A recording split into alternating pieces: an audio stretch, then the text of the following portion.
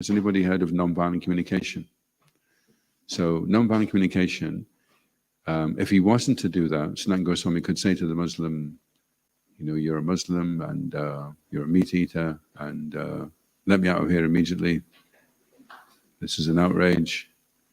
And he wouldn't get very far at all. So what he's doing is he's softening the heart of the jailkeeper. Nonviolent communication means compassionate communication. So he's hoping to flatter and soften the heart. And in fact, he softens the heart of the jailkeeper so much. Do you know what happens?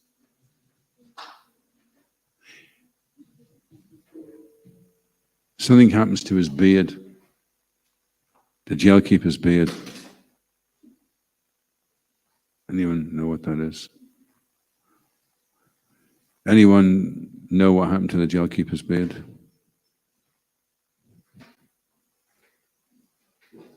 No? He started crying, and tears, described the tears rolled down his face and went down his beard, went through his beard. Sanatana Goswami, Sanatana Goswami is very, very powerful, very pure. So when he glorifies you, it really hits you in the heart. So when you approach somebody with a book on Sankirtan, there's a few factors involved in that. One is, what consciousness are you in? Are you pure in your consciousness and your intention? And then in your language, are you able to endear the person very quickly with a few words, you know? And people like it. People, they know you're flattering them because you want them to take a book, but they like it. They like, and the jailkeeper's the same, you know.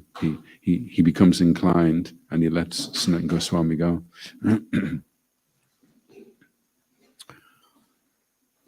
And the jailkeeper could not deny that he was a learned scholar. So if you say to anybody, "My dear Prabhu, you are very," that was an amazing class you gave, Prabhu, and he led an amazing kirtan as well, and the way you chopped the vegetables this morning was just astounding. He did it with so much love and devotion. Then you think, at last, someone's finally recognized me. Been chopping away for years, and finally, at last, I've been recognized for my chopping abilities. So in the same way, the jailkeeper was quite happy to be accepted as being in an exalted position. There are innumerable conditioned souls rotting in the material world. So that's interesting, isn't it?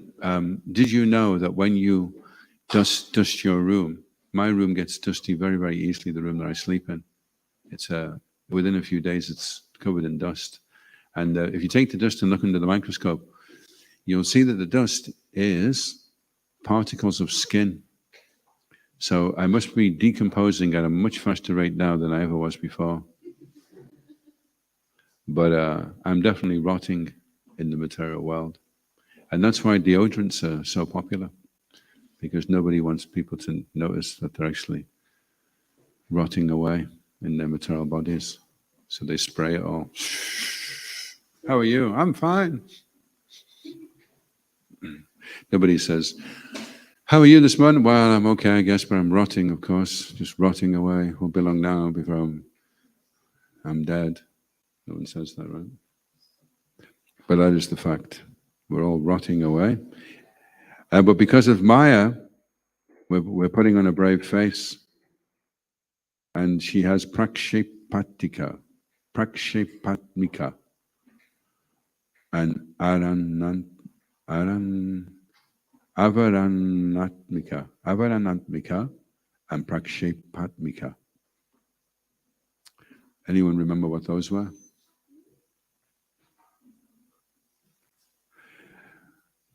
What is prakshepatmika and what is avaranatmika?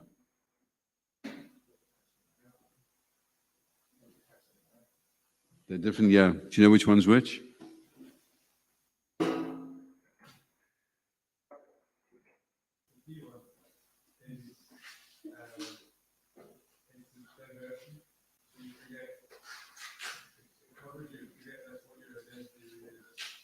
Yeah.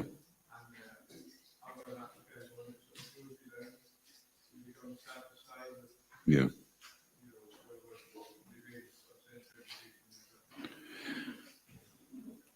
So would anyone like to say how that works when you're chanting japa?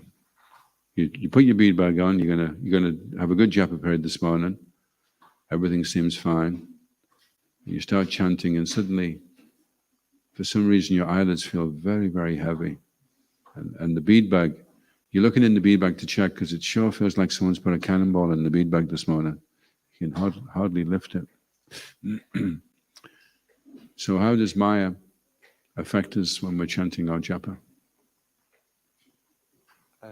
Despite having heard so many nice points about the holy name and understanding of philosophy, then quite often as soon as we go to chant the japa, all that goes out of our head and we can't even remember what it is that we're doing.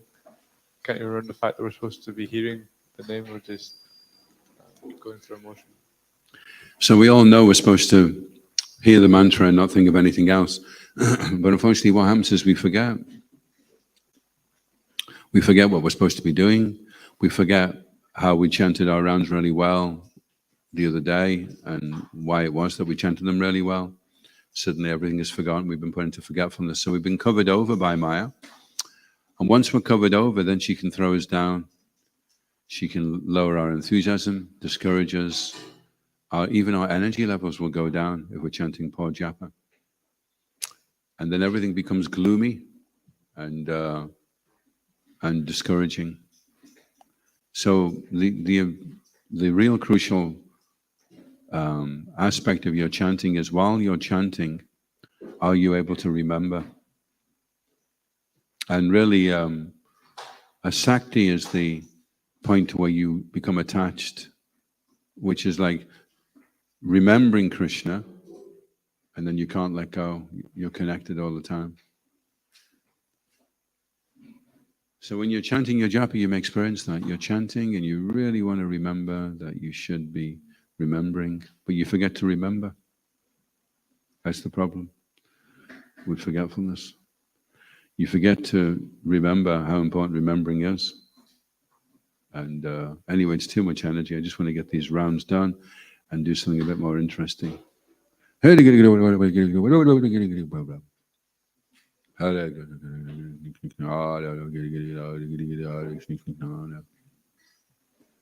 that's not remembering Krishna, that's covered over.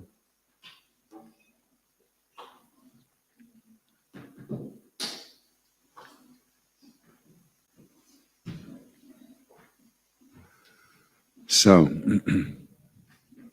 when you're determined to get out of material bondage, so that's the other problem. Srila Prabhupada explained when you take initiation, you're declaring war on Maya. So it's a serious business, actually, because when you're at war, apparently in this war now between Ukraine and Russia, the Ukrainians have an advantage in that Russia is advancing on them. They just have to hold their ground. So they're picking off the Russian soldiers. So there's more Russian soldiers dying every day than Ukrainians because they're just picking them off, you know. But when you declare war on Maya, then you're trying to advance toward Krishna. And Maya's just picking you off all the time. You're in a very vulnerable condition until you reach the stage of Madhyama. You could fall down at any moment and you could go away from Krishna consciousness. Oh, I would never do that. You wouldn't catch me doing that. Famous last words. That's how quick my... Oh, really? And that's it, you've forgotten. Srila Prabhupada said if we knew how powerful Maya was, we would faint. She's so powerful. She's not just in control of one universe, she's got them all, you know. The Shakti. Expansion of Radharani is so very powerful. So we want to take shelter of Hare. But we have to, the price we have to pay for that is we have to remember, we have to hold on like anything. And your ability to remember is really proportionate to your desire. How strong is your desire? If your desire is weak, then you won't remember very easily. And how to cultivate that strong desire? That is the question. So due to this, we're satisfied even if we're rotting in the body of a pig or a worm in stool. You'll never find a worm in stool that's having to take antidepressants because it's so sad that it's in a piece of stool. It's just, it's A-okay, you know, no problem. Get me in there. He's loving it, you know, rolling about, doing whatever he does that they do. So this conditioned soul is like that. And the reason why the pig is used, the pig example, is because that's what happened to Indra. It became a pig. And Lord Brahma came down and said, okay, the game's over, Indra. Let's get back to heaven. And Indra says, are you kidding? I've got all my piglets, my piggy wife. I've got a few piggy wives, actually. Everything's going well here. Just leave me to it. Prashadam's good. I get a trough full every day. Everything's fine. And he's the king of heaven. You know, it's not like he's just giving up a council house on a scheme in South Lanarkshire. He's like, he's the topmost position, isn't it? Topmost position, isn't it? He doesn't have to cut the cauliflowers or organize others to cut them. He's just chilling out in Indra Loka. And even he was okay with being a pig, you know, completely covered over. So there go I, but for the grace of God.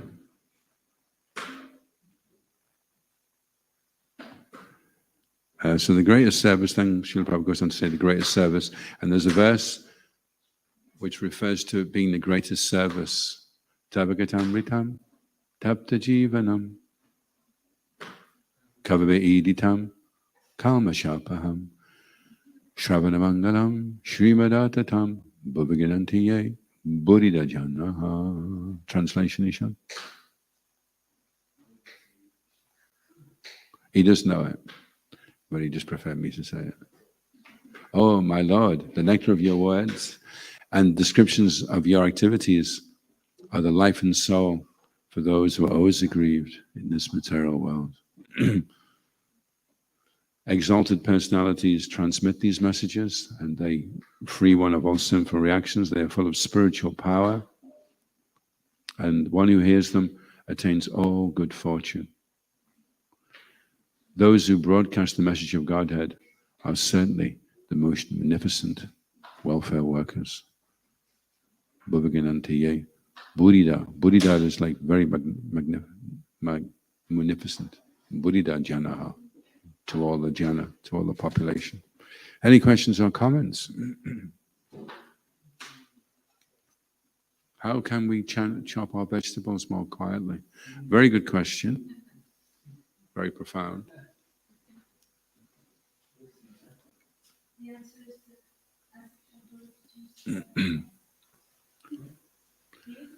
Any questions about anything other than chopping vegetables?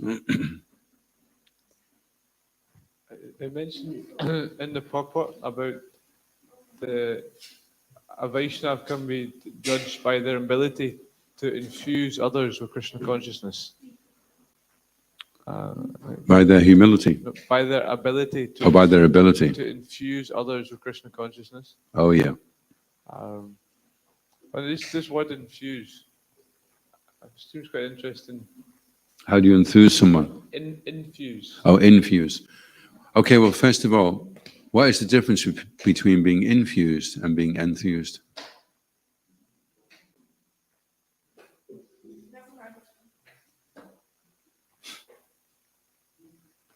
If you've been infused by somebody, that's more of a physical act, isn't it? Like if you're infused, something is injected into you. If you're enthused, it's more of an emotional reaction, isn't it? You heard something and then you became enthused. Whereas infused is more on a kind of physical level. You become infused, like a transmission of information. But if the infusion is done properly, then enthusiasm will take place after the infusion. So it's just a way of, Srila Prabhupada referred to his books as being like poison that's entered the bloodstream. He said, now they've entered the bloodstream. The brainwashed books have entered the bloodstream, so now there's no turning back. So that's an infusion of spiritual knowledge into the body of society, and then you stand back, and it has its effect. And just recently I was listening to Rupanuga Prabhu talking about Prabhupada, and he was talking about sound vibration. And Prabhupada said sound vibration goes around the planet 7 times, but spiritual sound vibration goes around the planet eternally. So that's why when you go to Mayapur or Vrindavan, that sound vibration is still going around. So the place is resonating with all that vibration. And because it's spiritual vibration, then it's eternal. And it's interesting, if you ever get Gayatri Mantra, hopefully that'll be very soon. The 3rd line of the Gayatri is Aim Gurudevaya Vidmahi. Actually, I don't want to do that because I'll end up initiating. But basically it's saying that let us try to understand my spiritual master, who's always in blissful Krishna consciousness. Let me meditate on him, being enthused as he enthused us. So what you experience when you're enthusing somebody, you'll experience enthusiasm yourself. So if you're giving class and you're getting more and more sleepy, then it's generally a sign that you're not enthusing anybody. And there was a situation once in Soho Street where the devotee was giving class and devotees were nodding off. It was like a nodding off epidemic until eventually the whole temple room had nodded off. And then he nodded off. So everybody was out cold in Bhagavatam class. Shishiko Nitai Mahaprabhu Shashiki Jai. And somebody came in to the temple room and everybody was out for the count.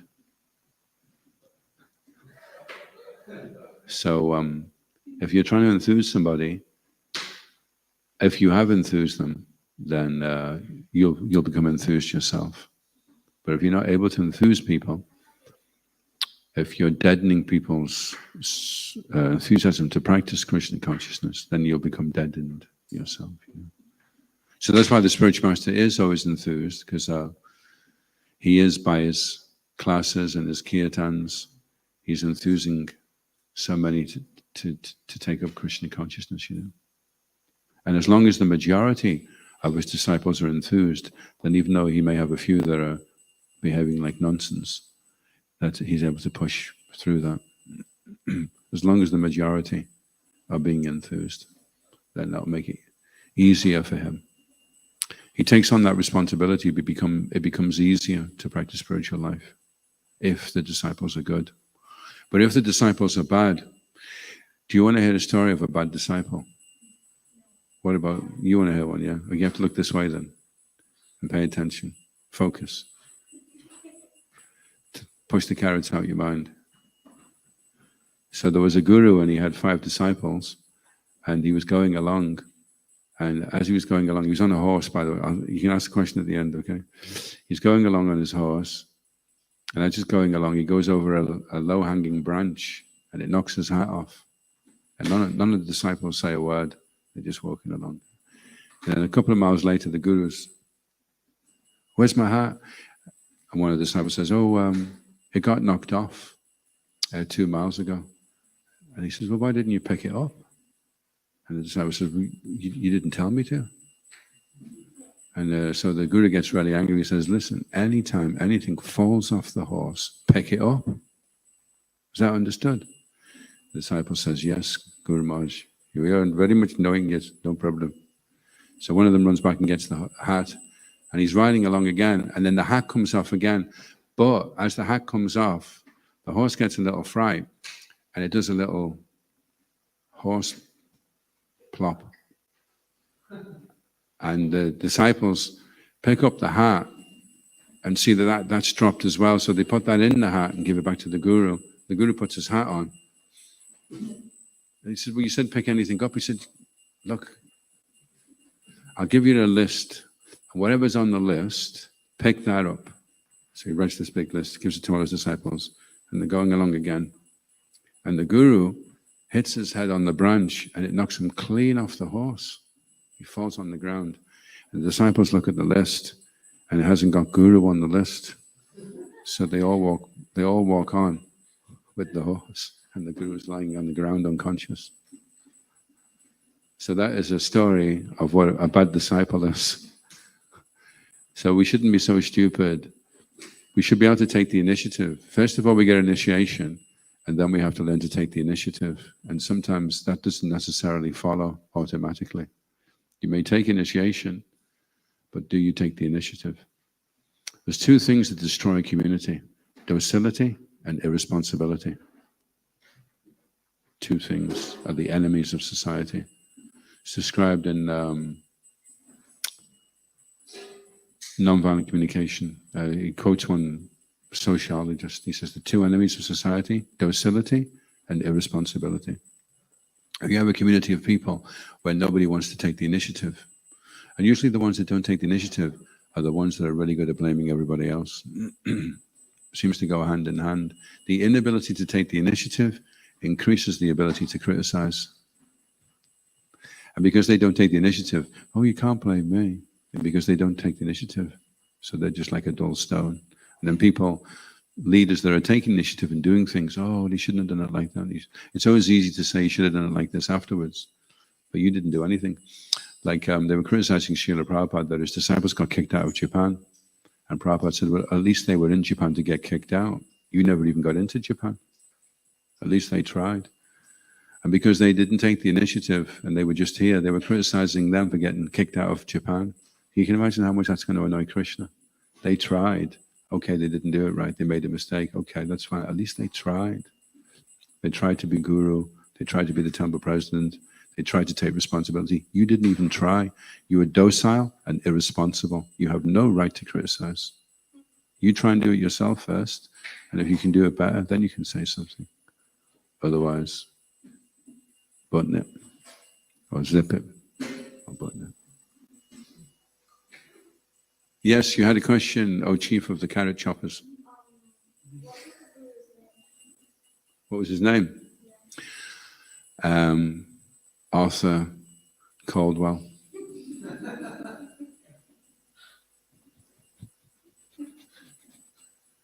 Any other questions or comments?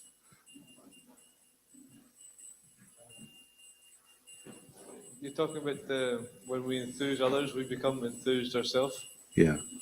I just wonder if there's any relation to the two aspects of Maya, the covering potency. We forget who it is that we are. Yeah. But then it seems like maybe you could expand on this when we are preaching and telling other people about who they are. Then we also get some realization ourselves. Yeah. So that's yeah. So and we're also acting like guru. That's we're trying to take shelter of the Guru Tattva, and then we become empowered to say the right thing to inspire the person. Just like the devotee was passing out books, he's never said it in his life. He's never said it. He'd never said it before, and he never said it again. He stops this woman and says, "You should read this book. I guarantee if you read this book, you'll never commit suicide." And then she was there at the Sunday program that week, she said, "You just saved my life. I was going back home to put my head in the oven. And I read the book, and sure enough, I was convinced I shouldn't." Hari Hari. So, you become empowered when you're acting under the energy of Guru Tattva. Then you'll say the thing that the person just needs to hear. And also wonder what he was telling me. We had one of our leading book distributors, Govinda Basya, and he was telling me, whatever it is you're struggling with, tell people that this is what the book will help them with. And then that will enthuse you automatically. So if you're feeling really mental and you don't want to do it, you can say, this book's all about how to overcome being really mental and really reluctant to do something that you should. And this book's amazing because it just sweeps aside all those obstacles, and then you realize, yes, I've got to do this, So whatever it is that you're struggling with, you can use that to enthuse other people, and then you become enthused yourself. I guess you have to be careful about telling random people in the street that the book gets you free from sex desire. Yeah.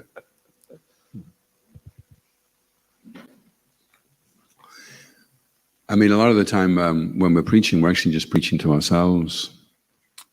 And then, in fact, the Kanishta, in the immediate stages, Sri Rama makes a point in the book Shuddha Bhakti Chintamani that the Kanishta has very little potency, and he's relying more upon the person's piety to take a book and give a donation than anything else.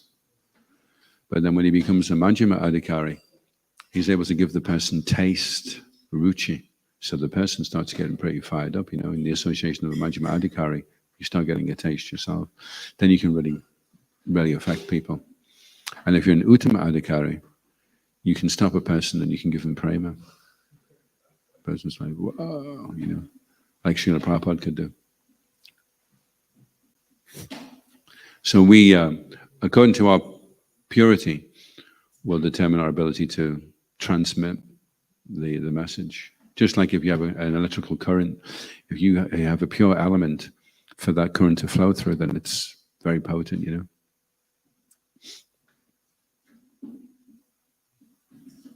Any other questions?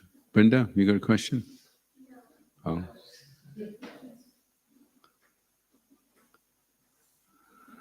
Anybody else? Any question? Sanatana Goswami is flattering the jailkeeper and softening his heart.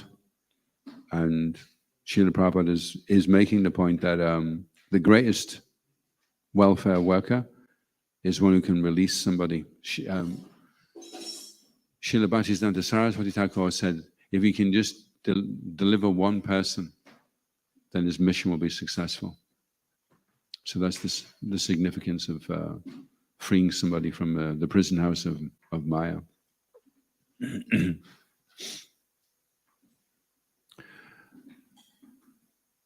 Even if we can just free ourselves. But it's funny because the easiest way to free yourself is to try and free others.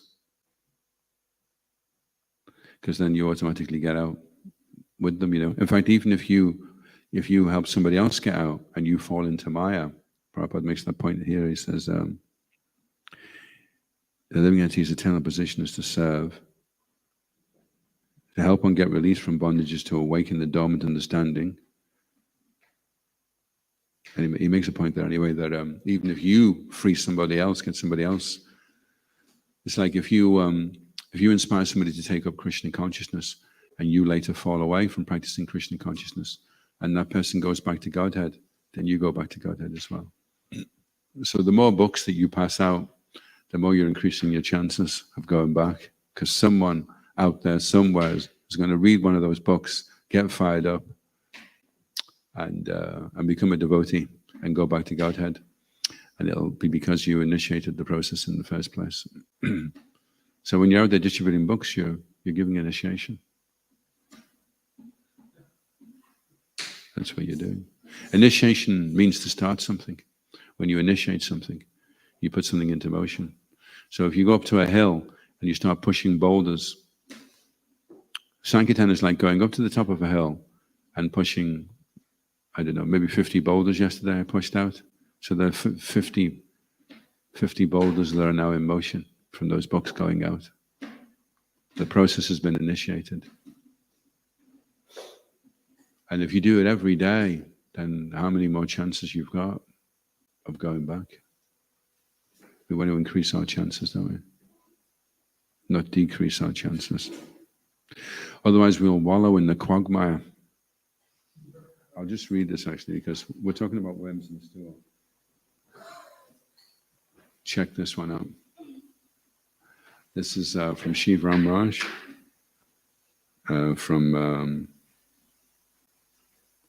his book called Shuddha Bhakti Chintamani. And, oh my goodness me. Can devotees go back to Godhead in this very lifetime? You're not sure, eh? You'll have to chop a few more carrots. Yes. If devotees do not have this pure faith, like some may, they can either acquire it in the company of those that do, or can continue to wallow in the mud of doubt and skepticism, the breeding ground of superfluous desires. The choice is yours.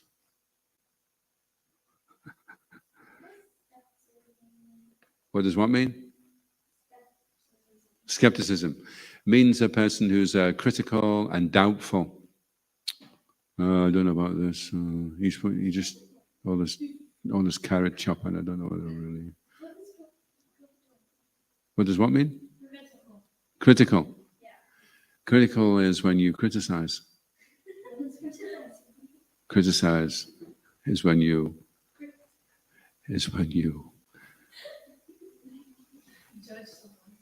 yeah, you look down on somebody in a derogatory way. You find fault with them.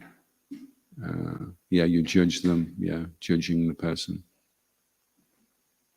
I'm sure you don't have that problem yourself. That's why you don't know what it means. Okay. Oh, yeah. It's the point, that quote, the breeding ground for all superfluous desires. Superfluous desires. It seems quite scary actually, saying if we stay in the place of having doubts and skepticisms, then there's naturally like an infection that will lead to superfluous desires. So if we have an impetus to get free from doubt as quickly as possible. Do we have an impetus to get free from doubt and skepticism as quickly as possible? Yeah, and not associate with those that are. And you'll generally find that those that are very skeptical and full of doubt are not very enthused, because it doesn't go hand in hand. Usually the reason why they are skeptical and full of doubt is because they're a very low level of Krishna consciousness themselves. And then because of that, they will have superfluous desires, which basically means that it'll be very hard for them to follow the regular principles. And the problem with being in a community of devotees that are following the regular principles is that when you can't follow them yourself, you start thinking, probably nobody else is really following them either. I mean, he's saying he's a sannyasi, but he's probably winging it, I bet he's smoking cigars around the back when no one's looking, So this is unfortunately what happens, Atmate durate jagat. Because you're not doing it, well, nobody else can be doing it then, But if you are doing it, then you realize, wow, this works, I'm getting so fired up, so he must be even more fired up. So it's a spiral up or it's a spiral down, but you can't just spiral. If you're on a bike on a mountain, you can't just stay stationary. You've got to be going up it, or you've got to be going down it. You can't just, well, I think I'll just settle here, As soon as you stop pedaling, you're rolling back automatically. Yeah. And if you're pedaling forward, then that's the trick, is just try and be more enthusiastic, try and do a little bit more, and then you'll increase the speed. And eventually you'll get to the top of the mountain and it'll plateau. That's nishta. Then it'll be some effort to still continue on, but not very much effort. And then you'll go on the other side, which is ruchi. Then you couldn't stop the bike even if you tried. Once you're getting ruchi, there's no turning back now. You're just getting faster and faster and more into it, more and more intense. And the ruchi takes over, and then the sakti, you connect with Krishna, and then bhav. Then you go into the emotion, and then eventually. Because when you get the prema, it's still not guaranteed that you get prema automatically. When Krishna decides, then he gives you prema, and then you're finished.